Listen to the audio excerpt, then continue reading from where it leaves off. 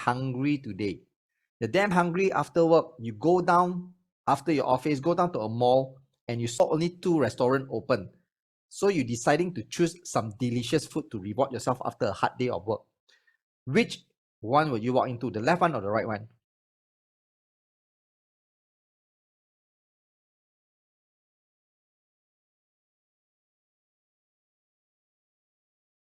The right one, huh? Why? Why the right one?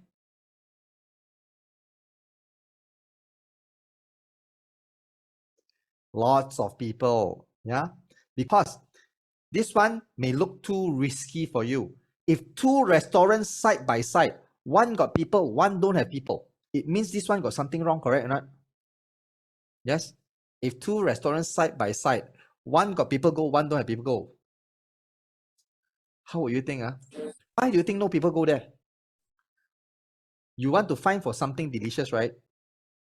I'm saying the context is you want to look for something delicious to reward yourself. I'm not asking you whether you like congested place or not. I'm asking you, you want to look for something delicious. Which would you choose, left or right? Remember the context of the question. Now you choose right? Okay. You want to reward yourself. You want to eat something that's damn good for you, not just eat a meal. If the meal, of course, I can go left, just eat something, right? Correct. Now you choose right, because everybody must be here, must be meaning something. Why nobody go to the shop just beside it? So because we write this down, customer trust other customers. They don't trust you as a salesperson. No matter how good you are, they don't trust you first. They trust other customers. Okay, unless you're a well-known authority in your space, then that is different. You have a reputation, then that's different. Okay. Now, some of the strategy here for you to use in your sales thing is, if you're doing any kind of retail, if you're doing any kind of physical selling something, then you can use queues and waiting line. Example of queues and waiting line, have you heard of this company named Hai Di Lao before? Have you heard of Sushi Zanmai? Have you heard of like Apple? Apple, when they sell things, all the Apple shop all need to queue up, right? And Dior, all these need to queue up, right?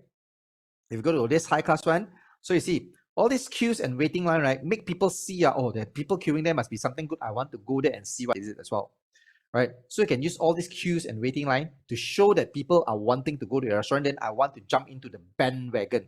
That's where the word bandwagon coming in. Everybody in one bandwagon, they move along. I see a lot of people. I want to jump onto the bandwagon as well, right? I don't want to miss out. I want to see what people is doing in case I miss out something, right? So queues and waiting line, that's strategy number 1. Online, how you want to see queues and waiting line? Have you been to a booking.com website or a Agoda.com website where they tell you how many people are looking at this stuff right now? X amount, 8 people is looking at this listing right now. Yes, that is queues and waiting line online. Let me see if I can pull up booking.com. I think they should be being like, let's say Bangkok, all right, whatever, just choose search. No properties. Update search.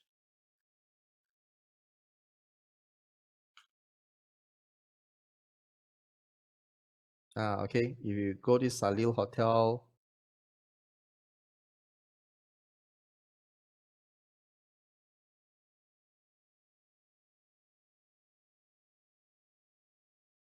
oh, they don't do it right now. They don't see it. How do they see it already? I see either Agoda or Booking.com. They got say how many people is looking at this, how many people is looking at this right now, right? Only 1 available, only 2 more available. All these are queues and waiting line. They usually say somewhere around here, 3 people is looking at this property right now, 4 people is looking at this property right now. I do not know when they pull up, okay? From time to time, they will have it run, okay? Those are queues and waiting line on the website. If you can get a programmer to do it, also can, all right? Also same thing. I'm sure you have encountered something like that before, right? They say, 5 people looking at this property, everything. correct? That's strategy number 1. Strategy number 2, testimonials. What are testimonials? Good things people say about you. Must collect. Even as a salespeople, right, you must always ask your customer to tell you how was the experience with you, right? What the experience with the product and service? What good experience do they get? Then you write it down. Okay, when you write it down at time, right, you ask them to write it down somewhere, then you keep it. The best for you to do is this one. You go to your Facebook page. You go to Facebook, you open a Facebook page. Do not use your profile. You see, I got a profile here. This is my profile. Okay, this is my profile. This is my page. Two different things. Profile don't have reviews. Can you see it? I don't have reviews on my profile. But if I go to page, I have a review button over here. That's why I would come up with a review. I come up with a page. Every single salesperson should have a page on your own, not your company page, your own page, right? Then have a rating for yourself. Ask people to give you reviews like this. Got it? Very simple, ma. If you right now come and you say, I want to look for a sales trainer, and you see a lot of sales trainer, and I'm the only one with 5.0 without any negative reviews, will you come and check me out of 424 reviews?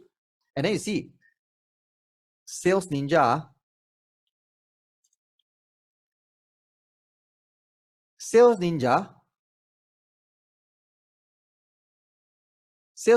got 92K people like them, 92,000 reviews.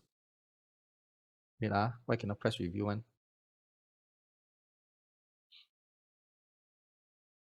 Reviews got 4.5 out of 155 reviews. 90 something thousand people, only 155 reviews at 4.5. So little review also can get 4.5. What does it mean to you? So little people review also can get 4.5 only. Must be something wrong, right? Correct or not? If you compare to me,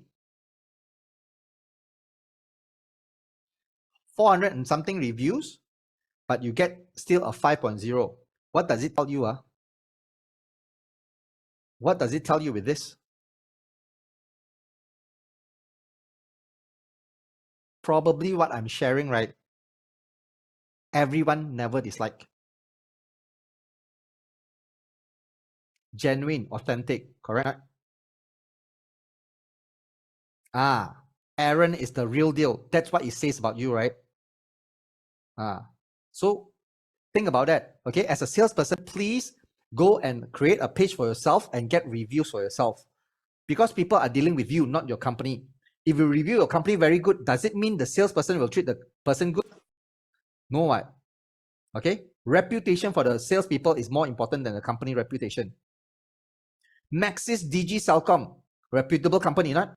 But do you like their services from their sales team, from their customer service team? No, right? There you go. Company reputation doesn't exceed a personal reputation. People in sales, please build up your own reputation. All right? And that is review.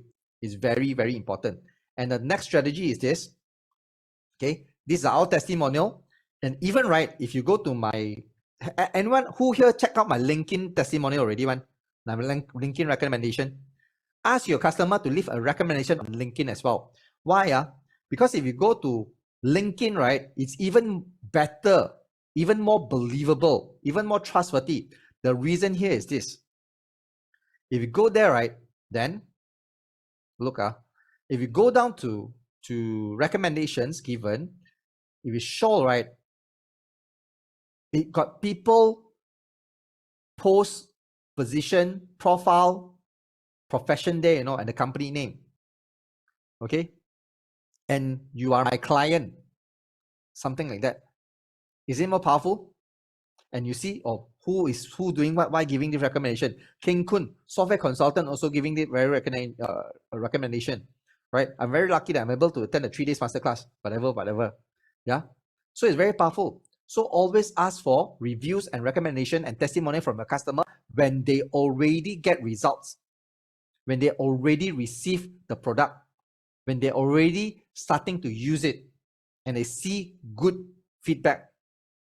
ask for that. Do not wait. Okay, understand? Following me so far, everyone? Can right? And that is also reviews and rating. The strategy number 3 is to do reviews and rating. And one way that you can do it is through your Google My Business. Okay, Google My Business, Trustpilot as well. But let's just say today, if you go and actually go to Shopee, right? Let's say you want to buy a product like this, a microphone, and you see one got 68 rating, 68 people rate 4.5 star, 368 4.25 star. This one 18 bucks, this one 17 bucks. Which one will you click into, left or right? To check out the product first.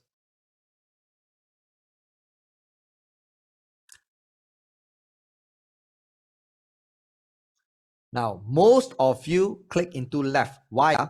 Even though a bit more expensive. RM1 more expensive. Because you see, 360 people bought before minimum. Means they can deliver. And if they can get 4-star, meaning people already got the product, not so many bad reviews. More reliable.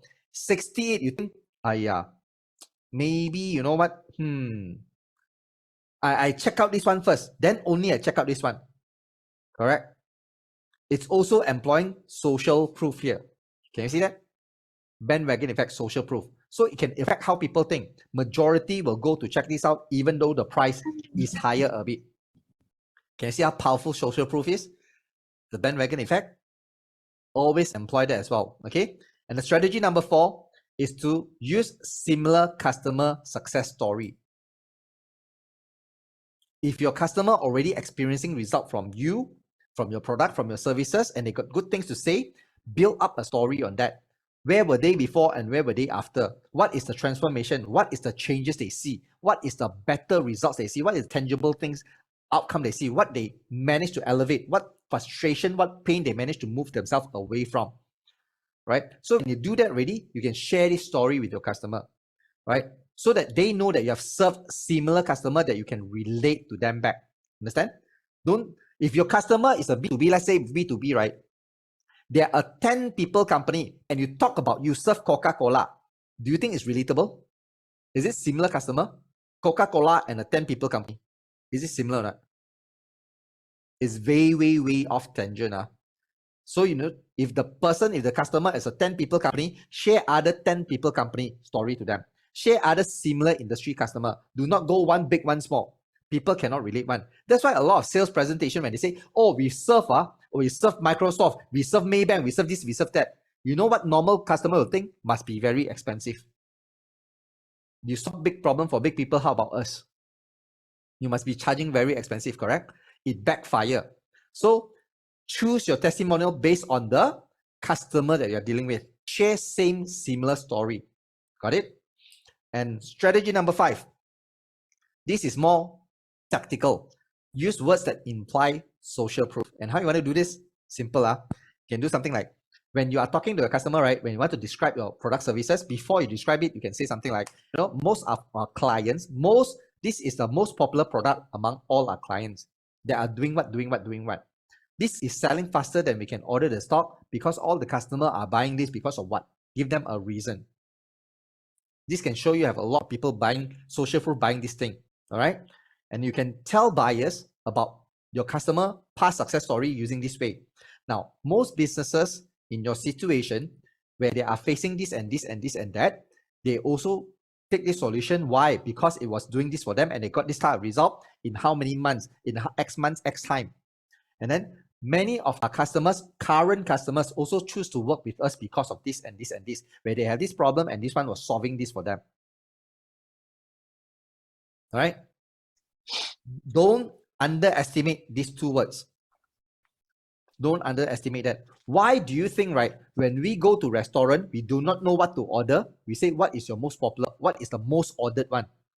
Yes? Why?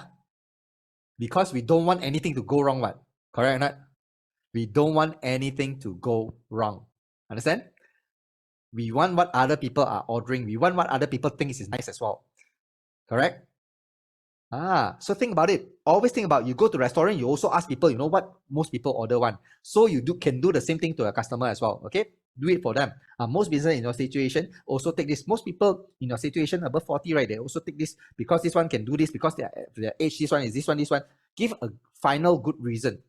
Give a believable and more specific reason for that. Okay? Understand? All right, cool. Now, and the last one is zero risk bias. Okay? Zero risk bias. What is this? It sounds like a big word, but very simple. You need to understand this word only. Zero risk. All right? Zero risk.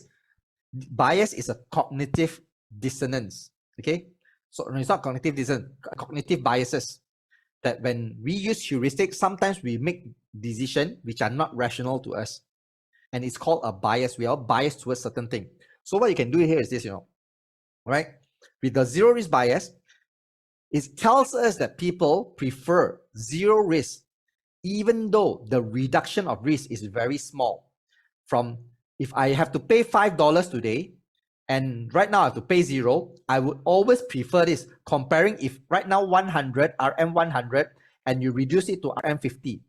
Okay, so the risk reduction is $50, risk reduction is $5. I will still choose this because the initial risk is zero. That is what it tells us of all the experiment we did. And I did the same experiment, you see, in this rental package, right? Okay, in this rental package, my risk initially, okay, my risk initially was $500 they need to pay. Okay, they cannot get back one. So I changed to a new package with zero risk. So my reduction is how much? 500, right? Reduction of risk, $500. On the purchase package, I have 24,000 initial risk. New one. Then after some time, I want to sell. I reduce 18,000 in risk. Means today they can only own the product at 6,000 ringgit only. So this one risk is zero. This one risk is 6,000. The reduction, which one is bigger? This one or this one is bigger? A or B is bigger? The reduction of risk, which one is bigger? A or B? B is bigger, right? Because B, I reduce 18,000 risk, right? But still customer won't consider this. Why? Because initial risk is zero. I still consider initial risk. People always prefer if the risk is zero to begin with. Got it? Understand?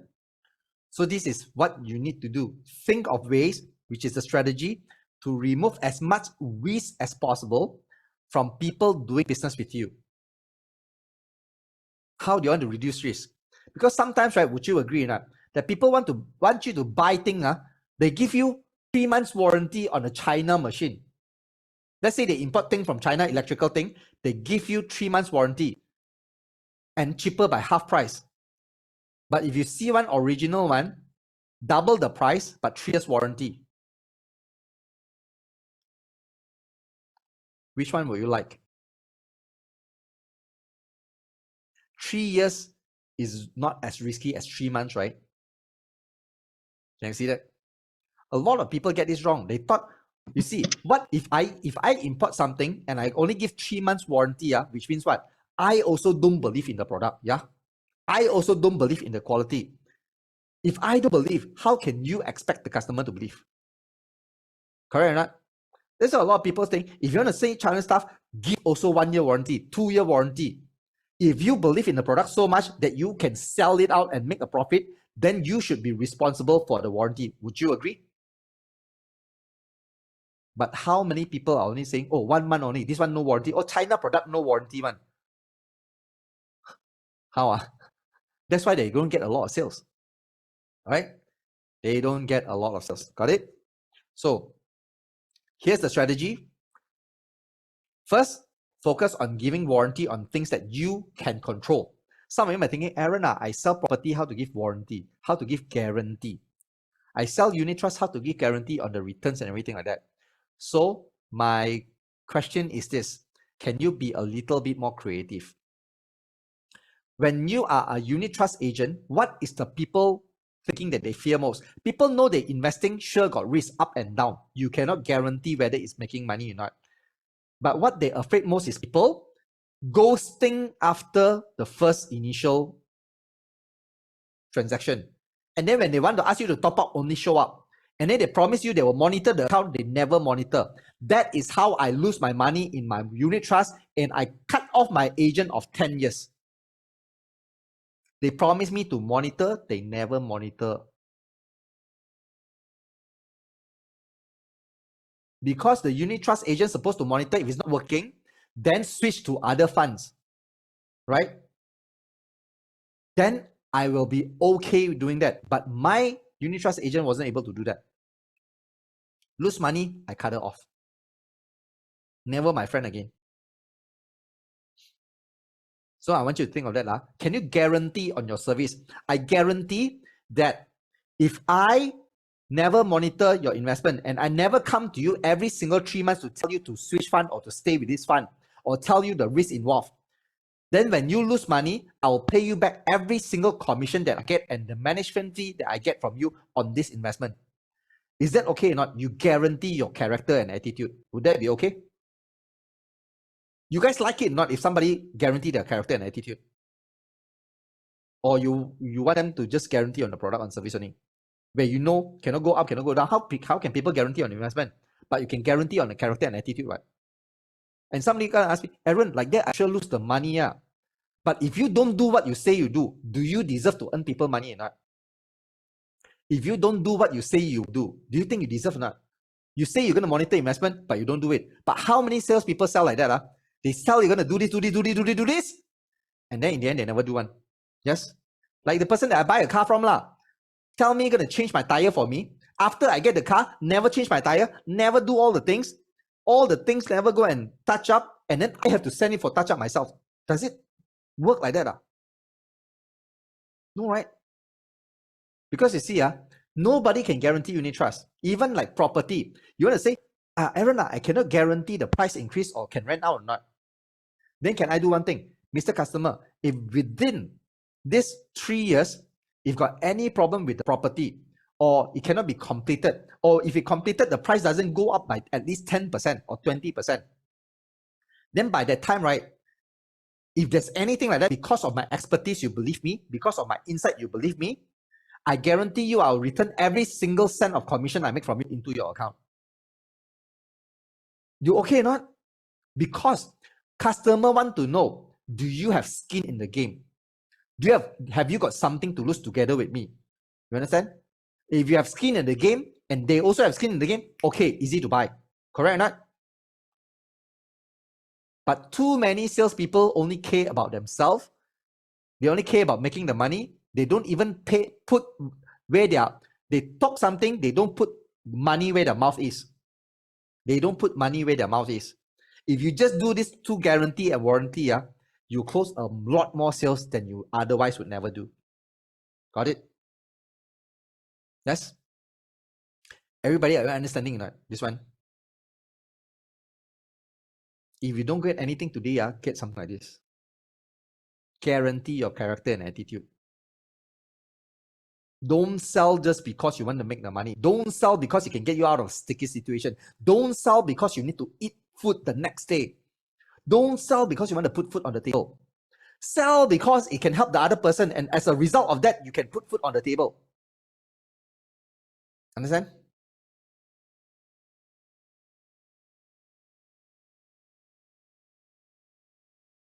Okay.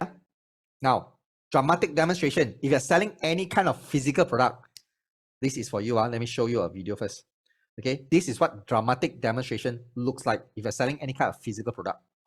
It's airflow, Terry, that's important, not suction. Wait a minute. I've always been told you have to have suction. What's the difference between airflow and suction? Well, instead of just telling you, come on over here, let me show you. Okay, Terry, what we have here is a leading brand vacuum with a brand new filter in it. And now we've got a 10-pound bowling ball I'd like you to pick up with this vacuum. So I'll put this little funnel in there, and what you do is just turn it on and have some fun with it. I've always wanted to do this. You know what? I figured you did. Here we go. Let's see what you can do, Miss Harry.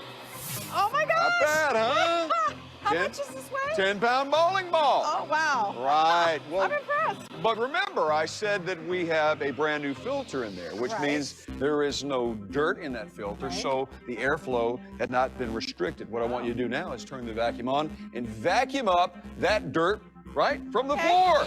All right. Okay? Woo. that's some dirt.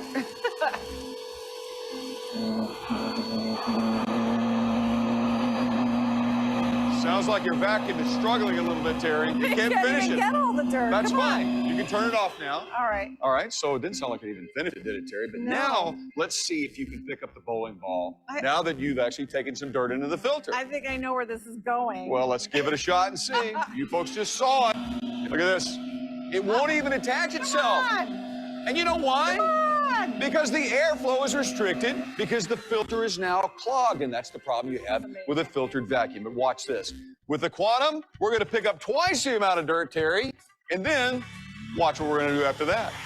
I can't believe this. And you're going to pick up twice the dirt? That's right. And because it doesn't have any filters to clog, I can easily do that. So we picked up twice the amount of dirt. Okay. All right, are you ready for this now? Hey, Terry, get ready to be amazed because the Quantum is still the champ. Wait a minute. You just picked up more than twice the dirt. That's right. And twice the weight. Actually, this is more than twice the weight because the bottom bowling ball is 14 pounds and the top, Terry, is 10 pounds.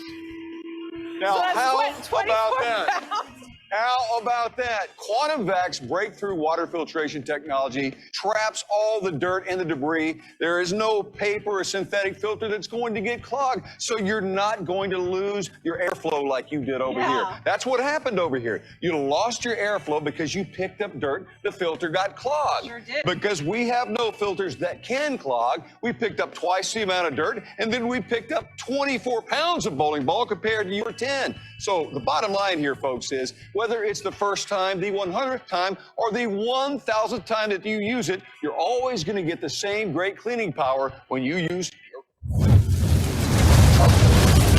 It's airflow, Terry, that's important, not suction. Okay. So if you want to buy a vacuum cleaner, which one would you choose? The Quantum, correct or not? But you see, vacuum cleaner, is it used for sucking dirt like that? And to suck out the bowling ball? No, right?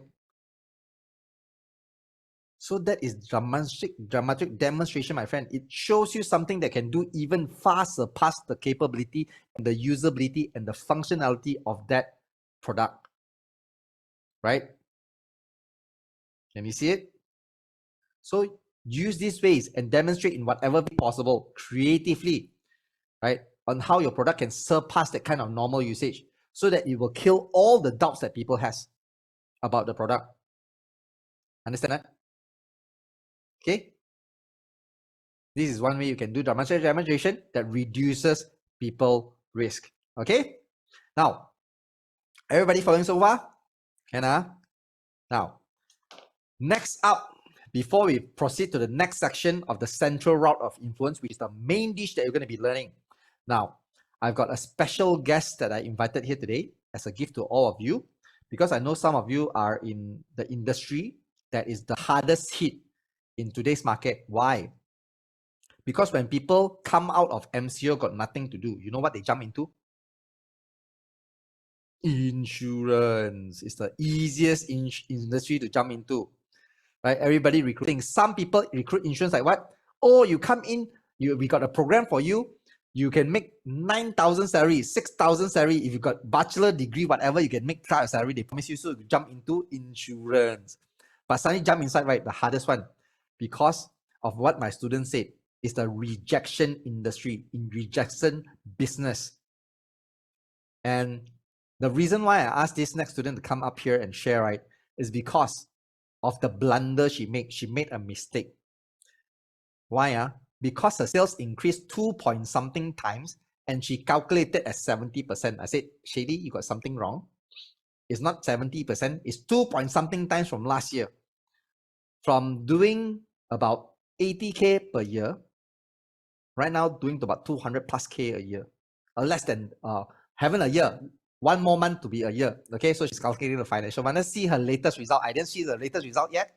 Let's see her latest result. I'm happy to bring her up here because I want her to share with you her journey. And she's this amazing person, right? That I think you'll benefit from even listening to her and in her positivity that she brings into the community. Okay, that's why she's one of my inner circle members as well.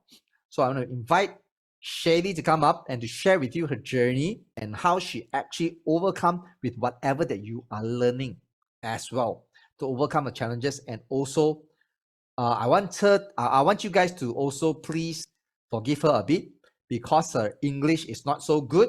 She's going to share in a mix of Malay and English. All right. To some of you that say, Aaron, my English not so good, I scared I cannot follow up. She is one of them. English, I can tell you, the moment you listen, I think, wow, this fella cannot lah. All right. But she's still able to perform. Okay. Understand? Got it? So everyone, let's welcome Shaylee. Let's give her a big round of applause. Shaylee, please come aboard. Hi. Hi, Shaylee. Hi, Sifu. Hi. Okay, thank you very much for coming here today. And I know, we got not so much time together with you, as you are very busy as well. You're chasing the process that get you the results as well. I know you're meeting a lot of people this year. You already broke through, but I know, let's share with the rest what you've been through and how you got to where you are today, and some of the results. Please share with them as well. Okay, and help me to really share your story. I know you promised them a few good nuggets as well. Okay, Shaylee, thank you very much. I'll pass the stage to you. Okay, thank you, Sifu Aaron. Okay, thank you. So this time I sesi petang. Okay, normally pagi. So pagi ni I punya fresh mood sikit lah. Okay, tapi pagi tadi I ada program. Okay, so I minta ke sesi petang. Okay, so first maybe I akan banyak gunakan in Malay. Okay, I dah lama tinggalkan nak bercakap in English ni. So nak bercakap semula tu macam ada lambat sikit lah. Okay. So, my name is Shelly Aziza. Okay, boleh panggil Shelly. Okay, so boleh tak I nak tahu dekat sini dalam 200 plus participant, okay, siapa yang sama dengan I in insurance industry? Tak kisahlah daripada mana-mana company pun. Yeah, okay, in insurance, okay, ramai tak nak tengok? Okay. Okay, okay. So, okay, agak ramai, okay. So, ada tak yang cakap insurance ni senang? At first, kita join dulu. So, I dalam insurance industry dah 8 tahun. Okay, tahun ni tahun ke-8. Okay, so ada tak yang rasa sangat senang lah industri insurance ni?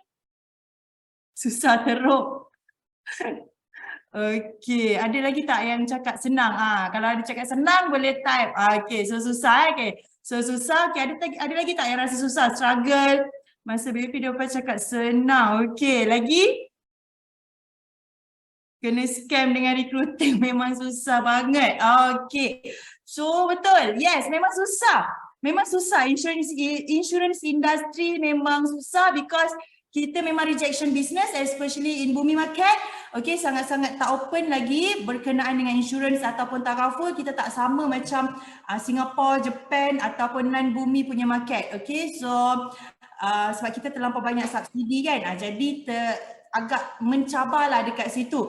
Okay, I join industry in masa tu umur I lebih kurang dalam 23-24. Okay, so sekarang I punya umur 31 tahun. Okay, jadi I join tu fasa ekonomi okey lah. Okay, lepas tu kita dah PKP, kita berlalu fasa demi fasa yang berbeza. Okay, kena scam dengan leader. Okay, that's why I tak pernah cakap dengan I punya yang I nak I ajak diorang join, I tak cakap senang. I cakap insurance industry susah. So kalau you ready, you join. I tak pernah cakap senang okay. Tapi okay, banyak benda yang kita kena be prepare lah. Okay, so one thing about insurance industry, kenapa dia sangat mencabar, sebab kita tak ada barang pun nak jual. Kita tak ada benda yang kita nak tunjuk. Okay, so kita tak ada nak tunjuk macam tadi kan vacuum tadi, so dia ada tunjuk, dia ada demonstrate. Okay, tapi kita tak ada. Takkan kita nak tunjuk mati tu macam mana? Okay, takkan kita nak tunjuk waris tu, dia punya family tu menangis macam mana? So apa yang kita boleh cerita? Okay, so that's why, okay, last year on December, I join Sifu Aaron punya kelas. Okay, so alhamdulillah dah setahun dah pejam celik pun dah setahun. Okay, so okay, first I share dulu. Okay, this I tahu, okay, I punya result ni mungkin ada some of you yang better, I percaya better than me, okay, daripada awal join apa semua, okay, tapi I bukannya beat dengan orang lain, but I beat dengan myself, okay, so I nak be better than yesterday, bukannya be better than anybody, okay, so okay, di sini I